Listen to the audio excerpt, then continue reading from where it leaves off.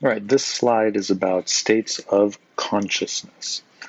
Now, our mind bodies have various states of consciousness. Being in a coma is the lowest state of consciousness. Our minds are completely off, or they're on pause, and we're unconscious.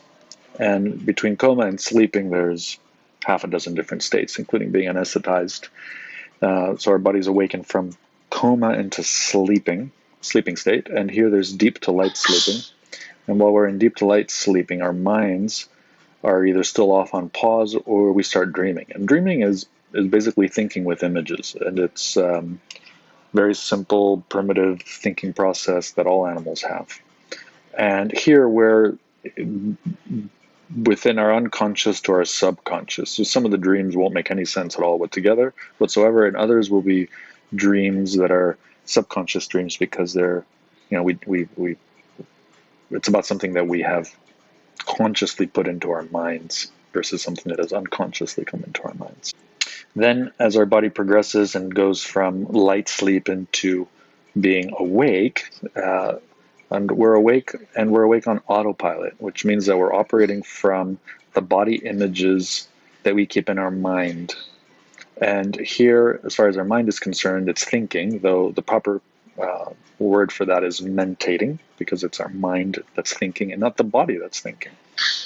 And thinking, mentating, another way to describe that is dreaming with words. And there's a clear connection between words and images because that's how we learn the alphabet. There's a big picture of an apple and a little letter A under it, and a big picture of a boy and a B under it, and a cat and a C under it. And then we repeat this over and over and over again in kindergarten and preschool and in first grade until eventually we drop the images and we just keep the letters. And with the letters we create words. And the words are basically made up of compounded images that we then think with. And then, of course, we believe that they're real because we're 5 years old and we can't tell the difference between a real thing and a mental projection. And this is the state that we call consciousness.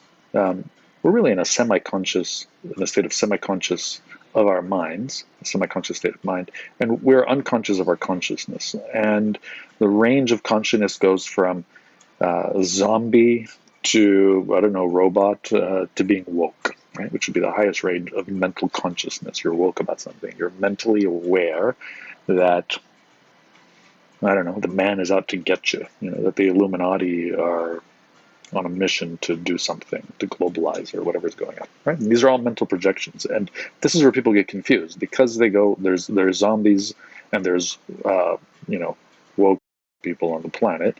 The woke AF believe that they are enlightened and that the zombies are unconscious and unenlightened. But all of this think of it as a psychological enlightenment and not an existential enlightenment.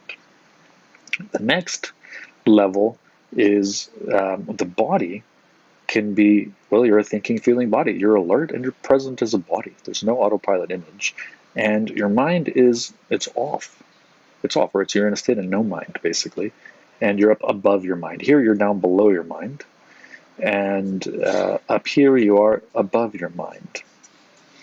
And you're in a witnessing state. So you're in a thinking, feeling body that's in a state of no mind that's witnessing. And this is enlightenment. This is the state of superconsciousness. And basically you are fully conscious of your consciousness.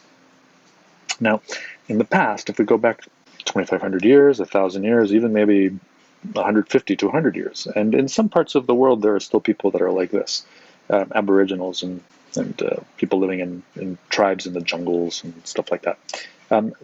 They are in thinking, feeling bodies. So just about everyone in our past was in a body that was awake as far as a body is concerned. Alert, present, thinking, feeling. Think of a tiger, right? The tiger is present, and just any cat or even a fly. Try to catch a fly, and the fly is present. It's alert and present always. It doesn't have a body image that it loses itself, believing that it's super flat. And in the past, so we were in awake bodies, so to speak, and alert present body, and we were in conscious minds. So we were lost in Maya.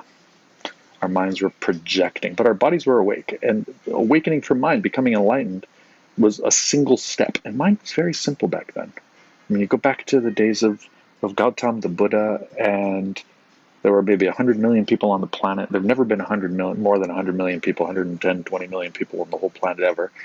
You couldn't cross a time zone in a day. There weren't time zones. There was no sense of time. It was either morning, noon, evening, or nighttime. And our minds were much smaller. They were much simpler. We only spoke our language and the language of the neighboring tribes. We only ate the food that grew locally. There was no internet. Music was much more simpler. Art was more simple. Everything was more simple. Our minds, the layers of our conscious and unconscious minds were much, much thinner. Now, let's progress to the present, and this has been continuously changing and becoming more complicated, and I have a separate slide to discuss that. So now in the present, the mass majority of adults are in autopilot bodies. We're just not paying attention. You just look at people, whether they're zombies or woke, they're still in autopilots. That's all that can be said about it. So we're in autopilot bodies and in conscious minds. So we're in autopilot bodies and minds that are in a mentating, that are in daydreaming state, right? When we sleep, our eyes are closed, our body is relaxed, and we're projecting and we're dreaming through our eyes closed, and we wake up. But when our mind is running, we're actually in a daydream projection. We're somnambulists, right? So the process for today is that, one, you need to awaken the body. If you don't awaken the body, you're not going to get anywhere. And people are missing this stage. They're not aware of this. And second is that you need to awaken the mind. You need to awaken from your mind, but it's a much bigger mind. So what used to be one step is now two steps. And step number 2 is significantly more complex. Okay, the other thing that I need to mention is that in the past, the awakening process was very simple. And you just needed a flash of awareness, of being conscious of your consciousness. And when you see it, you never forget it. So this was known as samadhi. And because the bodies were healthy and present and alert and awake, and the minds were simple, right? When Gautam awakened from his mind, society was already lost. And the collective conscious that had accumulated was a very simple, primitive collective consciousness, as I mentioned before. So all it took was just to see it. And when you saw it, that was it. Now, it did take him 6 years of trying everything that was out there, including all the yogas and all the meditations and everything that had been discovered ahead of time. And it took him 6 years to get to that point, to have that realization. Today, things are different, and with the Zen system, things change because the mind is that much more complex. So, yes, you start with an awakened body, and then you need to awaken from the mind, but the mind is much bigger.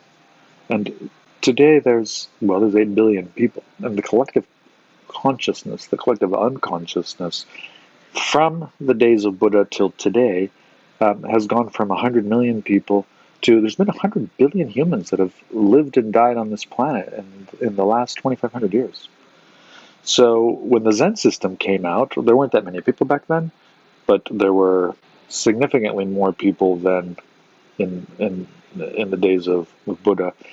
They had to categorize it. They had to spread it out, and they had to create a Satori system where there was Satori 1, Satori 2, Satori 3, and then the 4th. And when you completed the fourth, Turiya, or the 4th, that is the equivalent of samadhi. So I've got a separate slide that breaks it down, but I wanted to bring it back into this place here, into the perspective of what's happening here, which is the states of consciousness and how they've changed from past to present, the awakening process. And one more thing. You have this flash of consciousness, you become conscious of your consciousness, and it's instantaneous. All awakenings are instantaneous. But imagine, think of a chicken, a little bird that has to break out of a shell, right? So it forms inside the egg, and suddenly it wakes up, physically it wakes up, and it's in the dark, and it's trapped, and it starts pounding its head and its beak against the shell, and and the shell is thick enough to protect it, but thin enough that it breaks out. The beak comes out, and then its little head pops out, and it sees the light. Now, it's not completely free yet. It still needs to wiggle and work its way out of the shell and take off all the little pieces of shell, and the yolk needs to dry off and fall off, and it's got to bathe itself, and eventually it's got to learn to fly. Now, today, imagine you have to break out of your shell, but the shell is so much thicker. There's layers and layers and layers of content that need to be cleared. It's sticky. It sticks to the outside of your body. You have to knock it all off, right? So you have all these sticky layers of mind that are stuck to us that we have to clean off. We have to get rid of them. So, more to be continued.